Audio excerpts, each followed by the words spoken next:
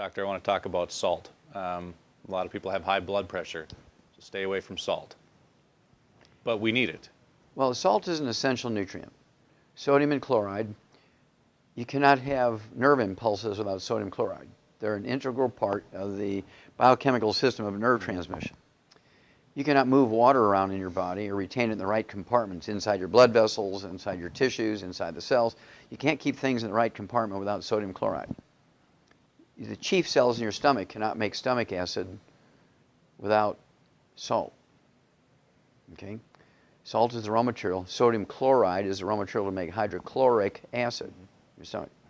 Now, two things have happened because of this terrible criminal advice that doctors have given. It's criminal. Anybody else do this to the American people, they'd be put in jail for life. Some of them would be executed because of the number of people who are killed over this, right? Salt is required to make stomach acid. You don't have enough stomach acid, you get reflux, incorrectly called acid reflux. It's reflux.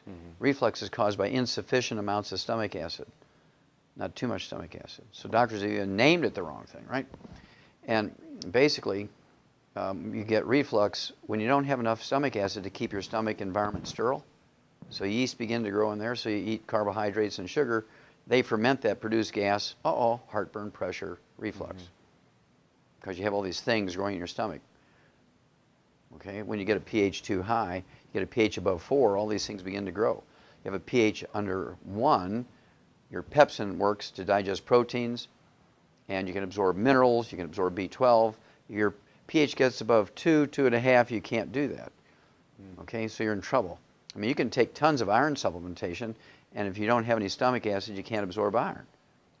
Now, here comes the most terrible thing that's happened to America because of this inappropriate advice. Well, there's two things. One, you go back to 1995, 750 people died during a triple-digit heat wave in Chicago. It was a 2-week heat wave, 1995, I believe it was. 750 people died here in Chicago, and thousands of people fell out with heat stroke.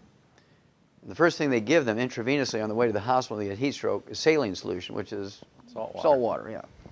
And it's absolutely criminal that these 750 people who died were all ones who were on a salt-restricted diet. They're all seniors who were on a salt-restricted diet. They died of heat stroke because these doctors didn't have the courtesy to call these people up in good manners, just to call up and say, look, whether you believe in the salt-restricted diet or not, right now you need to put a couple of tablespoons of salt in a gallon of water, be sipping on that until the heat wave goes away. But they didn't do that.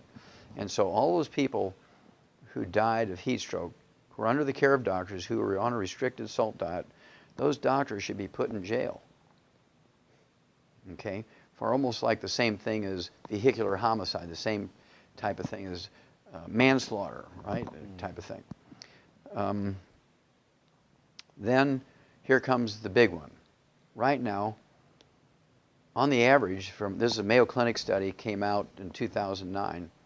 They said that as many as 30%, 30 people out of 100 in America now have celiac disease and have trouble absorbing nutrients. And as a result, there's people with 25 legitimately diagnosed diseases, which are all nutritional deficiency diseases. They're going to 18 different specialists for all this. And they're paying, tens of thousands of dollars a day to deal with this, and it's simply a gluten intolerance, and their intestines are damaged, they can't absorb nutrients.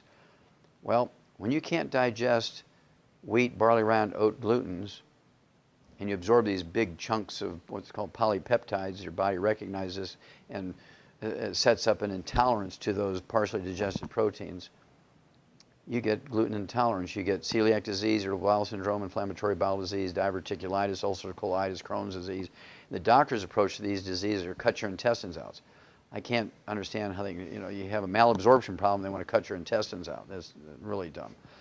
But at any rate, because they have you on a salt-restricted diet, you cannot make stomach acid, so your pepsin won't work, and you cannot digest proteins, including the protein of wheat, barley, round, oats. Now, again, there's a big research project come out in 2009 that said, it used to be people got celiac disease when they were kids.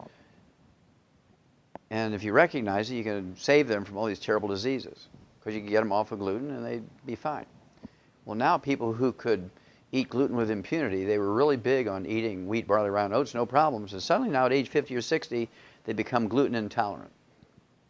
Well, that's because over the years on a salt-restricted diet, they couldn't digest wheat, barley, rye, and oat glutens down to their simplest amino acids. Big chunks called polypeptides are being absorbed. They set up an intolerance to it. And now at age 50, 60, we have 80 out of 100 people with gluten intolerance because of this criminal advice to restrict salt.